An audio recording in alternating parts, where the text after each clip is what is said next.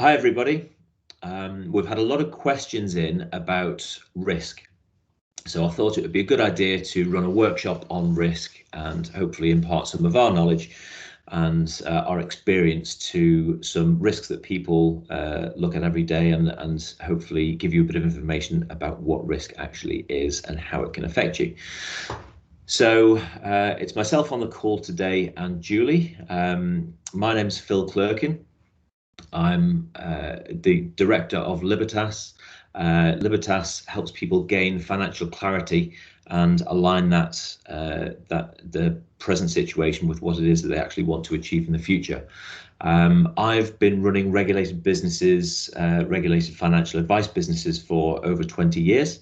And the most important thing that has taught me is about business growth and how that works from a business point of view, but also from a personal point of view. You know, how that works with people involved in businesses and also in dealing with clients and their personal situations as well.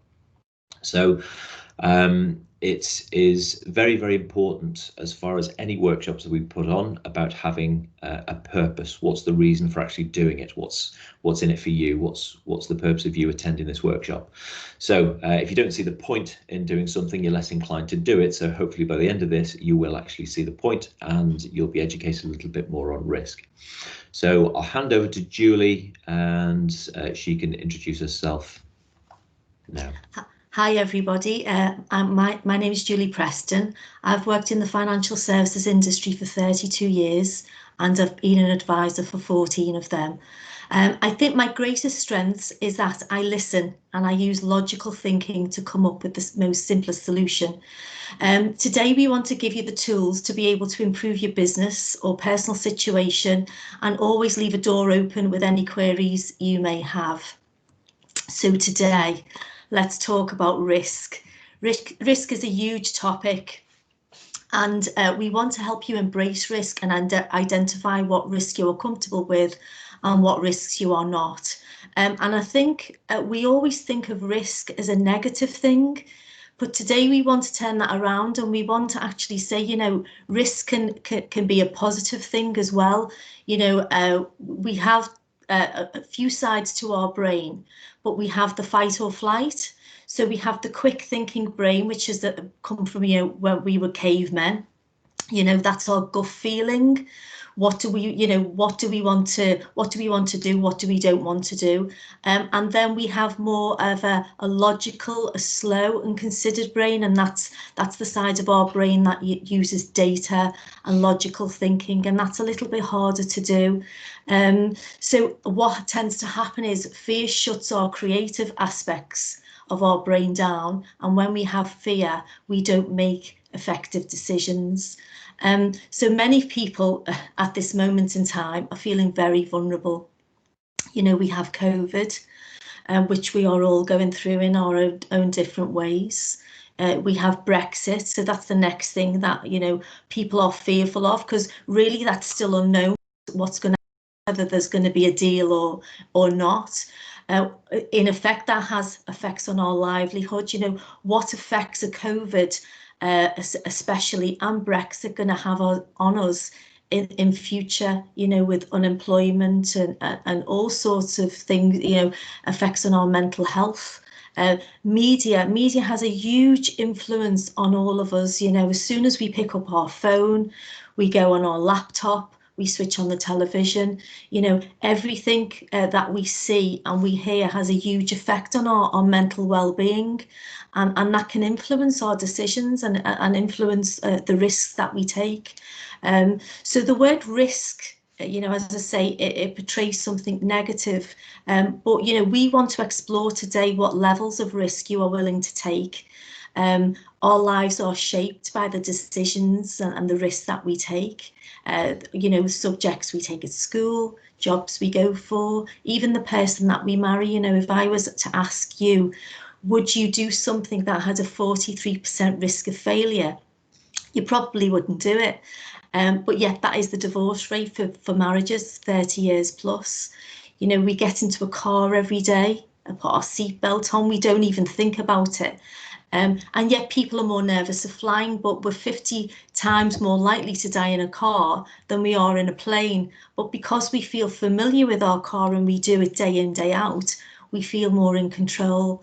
So the risk versus reward is a daily calculation for all of us in different ways, and we'll do it subconsciously. We think about the benefit versus the downside. So Phil, over to you. What do you think are potential risks and potential losses? Well, I think that's really quantifying what risk is, first of all. And I read something recently that risk is the potential for loss due to an action or an inaction. So as much risk can come about as a result of doing something than not doing something. So I think there are, to outline some of the risks that are out there and people may or may not have heard of, things like reputational risk. Businesses look at this quite a lot, but also from a personal point of view, when you're looking at social media and you're considering, maybe when you post something, what other people may think of that post, your own reputation. That can work on a personal basis as well. Budgeting risk, not budgeting correctly, over or under egging things. Things like when we spend money, go on holiday. We always have a look at where the best deals are to actually get your money from. So exchange rate risk is brought in there. Interest rates are pretty low at the moment, but there is a risk of interest rates staying low, which has an effect on savings.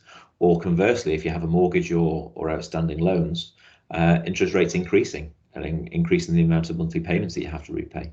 So that often needs to be taken into account. Investment risk for people that have pensions or investment funds. Some people take an interest, some people don't.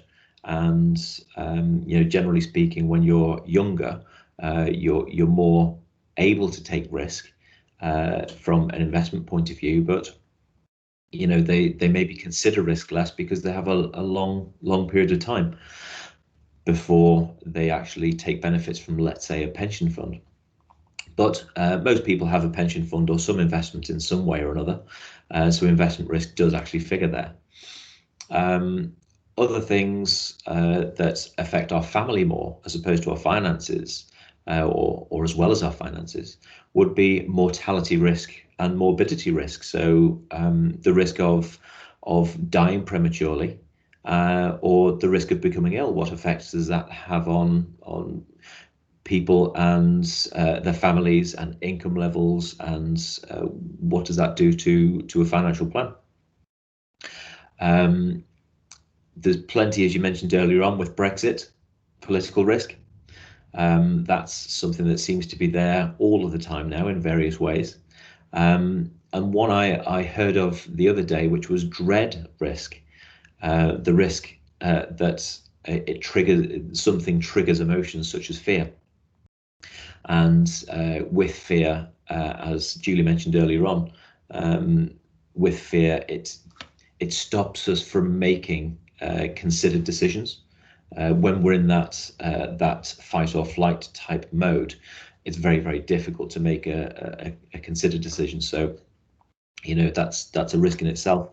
I think really the top types of risk which we look at and we see from clients who come to us that don't necessarily consider risk or know enough about risk to know that these type of risks apply to them. I've really, liquidity risk is a major one, and for people that have properties, or maybe even property portfolios, they've invested in property. As a nation, we love to have property. We like the ownership of property. It's tangible, it's there. But sometimes, as we saw in the financial crisis, what happened there was, because property is not very liquid, you can't spend a property, so you're locked into it. The value may have decreased, and certainly from that point of view, if they have large mortgages, which was a major issue, then you can't see a clear way out until the market actually recovers. So if there's no liquidity there, a lot of people didn't really have the cash flow at that stage, which caused huge problems. Again, that leads into concentration risk. So concentrating on one particular asset and not diversifying, investments and even not necessarily investments, but other assets such as property. Putting all of your eggs in one basket, so to speak. Inflation. This is a common, probably the most common, that people don't take a close enough view of, because it's something that is not in the here and now. It's something that's really unquantifiable for the future. And we have models that we plan into financial plans, that we make sure that inflation is taken into account. And when you see this, the effects of inflation are absolutely huge. So then we look very, very closely, certainly with investment risk and the other types of risk we've looked at, how able our clients are to take risks. Do they have the capacity to take those risks? Are they comfortable with it? Will that make them fearful taking a certain risk that would impinge on something else that works with a financial plan? So really, I suppose, there are many, many different types of risk out there. There are risks in every area of life, as Julie alluded to earlier on. So as far as the 5 steps that we look to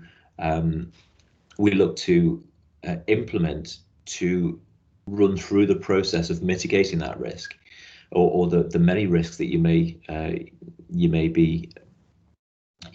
see. And first of all, we identify exactly what the risks are. So we have a look at your current situation, and it's always important to make sure that you do identify those risks and get comfortable with them. So once you've identified what they are, analyze them and have a look. Step 2 would be to analyze and have a look at what those risks are and how they can affect you, what the limitations are, or indeed what the benefits are of those. And then once you've done that, to evaluate or rank the risk with what you're comfortable with, and also what the importance is to you, whether it's a positive or negative benefit, a positive or a negative to that, to taking that risk, how it can affect you. And the 4th step to that would be to actually treat the risk, mitigate the risk wherever possible, or make sure that you are comfortable with that particular risk. And then the 5th step is really an ongoing, once you've done the initial work, to monitor and review all of the risks that you've come across, you've assessed, you've evaluated, and make sure that you are keeping an eye on those on an ongoing basis, because once you've educated yourself initially, it's not something you generally forget. You can continue working with that to make sure that you're in good shape in the long term.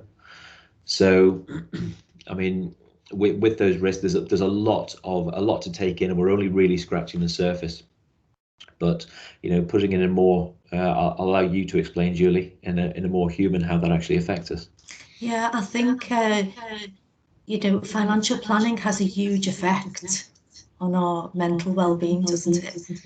If we look at the 5 areas of mental well-being on our basic human needs, I think they have changed most definitely, this year. I think everybody can sympathise with people who wake up in the middle of the night and worry, have financial worries. I think we've all gone through that at one stage in our life. Whether that be career worries, changing of career, people who are taking a huge risk by starting their own businesses. Everybody, entrepreneurs, people that have started their own businesses, they have taken a huge risk in that. So risk is a positive thing. It can be a really positive thing if that's successful. Financial risk, can I afford to pay the bills? Can I afford to do something that's coming up next month or in a year's time, which has a real not only effect on us mentally, but our mental well-being can then have an effect on us physically as well. So I think small steps, when it comes to financial planning, and if we can get a control over our financial planning, it can really help us with our mental well-being. But I think definitely this year we have more of a social and a community mental well-being as well.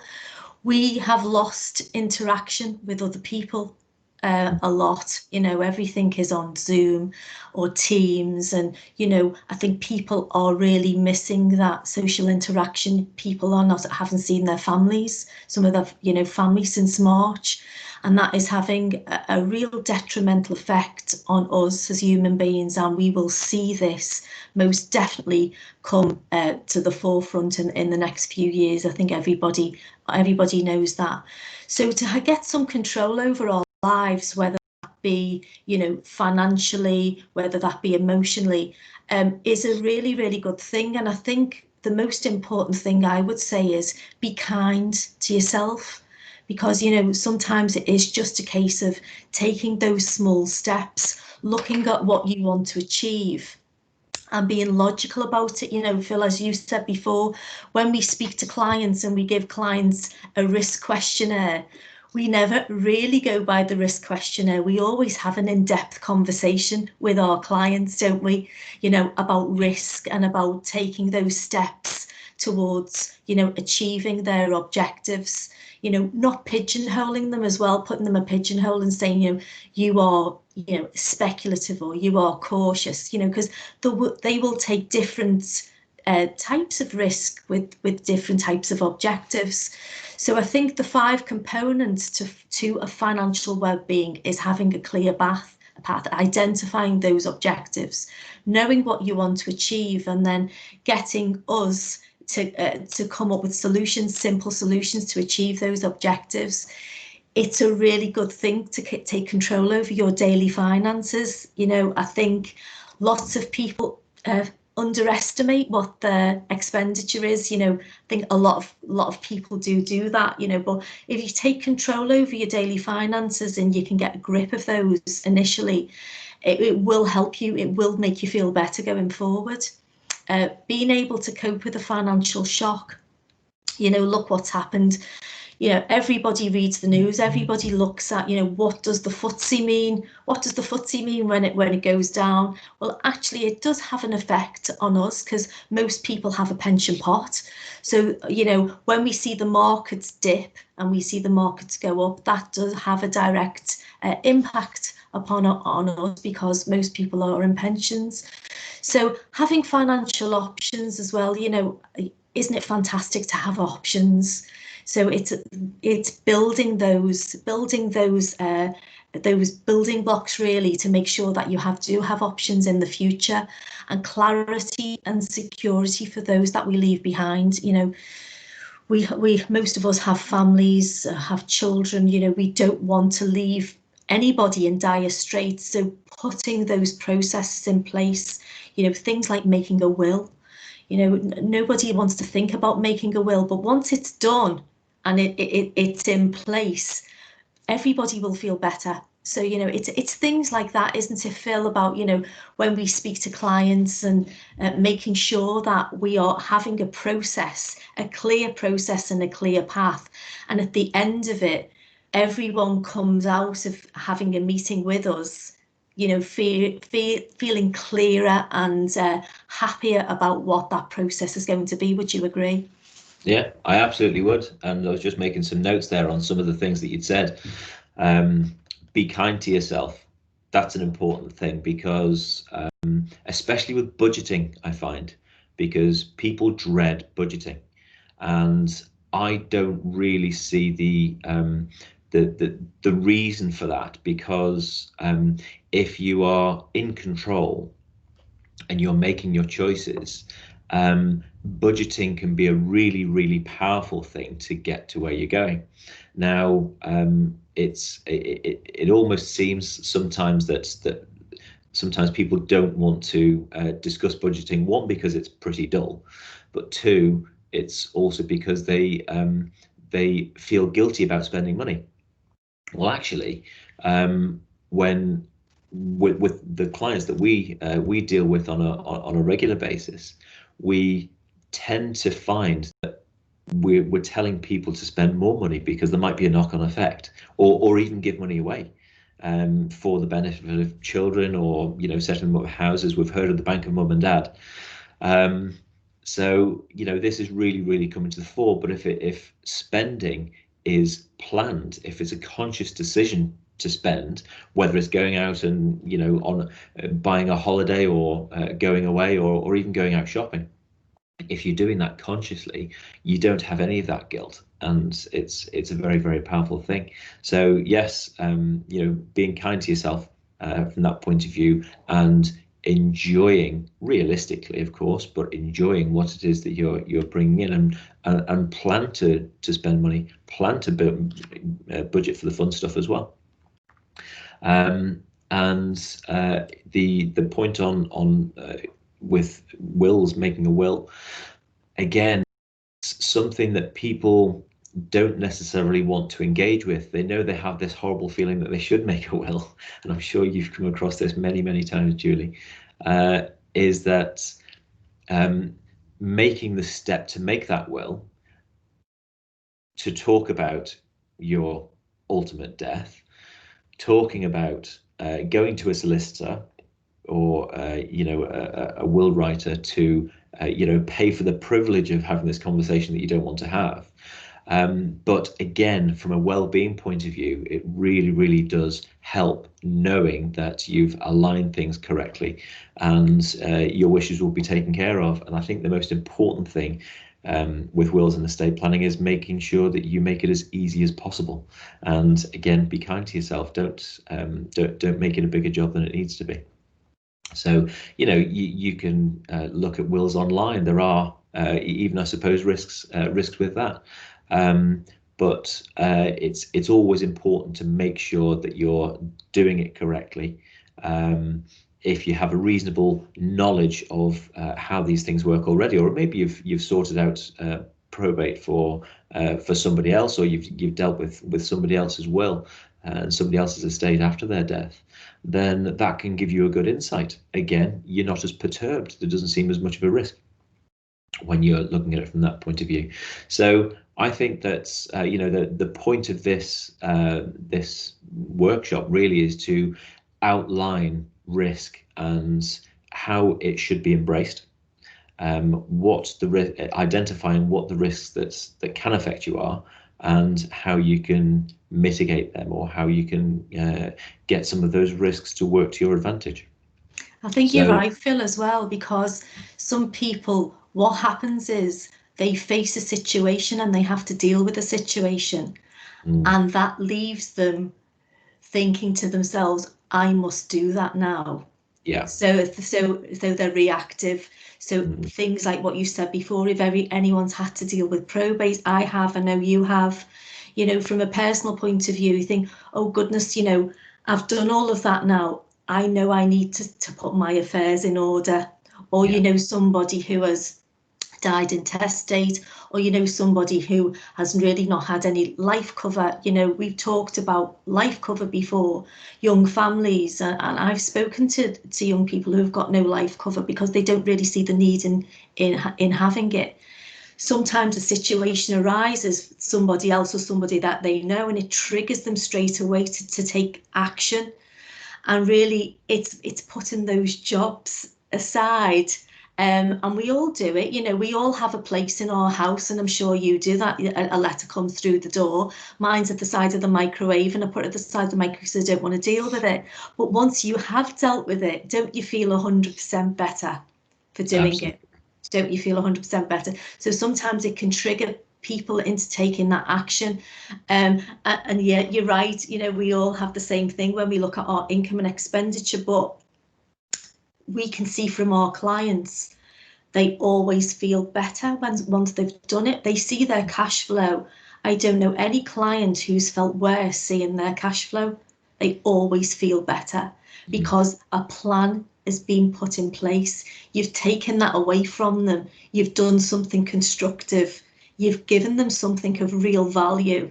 Yeah. And then they go, right, okay, yeah, that's great. I can see my objective now. I can see that, and I can see how we're going to get there. And they can move forward with it. Yeah. And again, being the animals we are, if you like, if you're moving forward, then that's and you're making progress. That is also a contributor to general well-being. So it all ties into you know, overall well-being, and in this particular situation, financial well-being. So I think we're approaching 30 minutes. Want to keep it fairly short. Hopefully this is useful. If you want any more information, or you'd like to schedule a free call with either myself, Julie, or the rest of the team, get in touch. You can email info@libertaswm.co.uk, or you could get in touch via social media. All of those are below on the screen. So we will give a free 1 hour sit down, individual bespoke risk assessment, and by the end of it you should be well educated on exactly what risks apply to you and how you can mitigate them. So I hope that helps everybody. Thanks very much, Julie, and thank you. I look forward to fielding any questions that come up. Thanks a lot. Thanks everyone.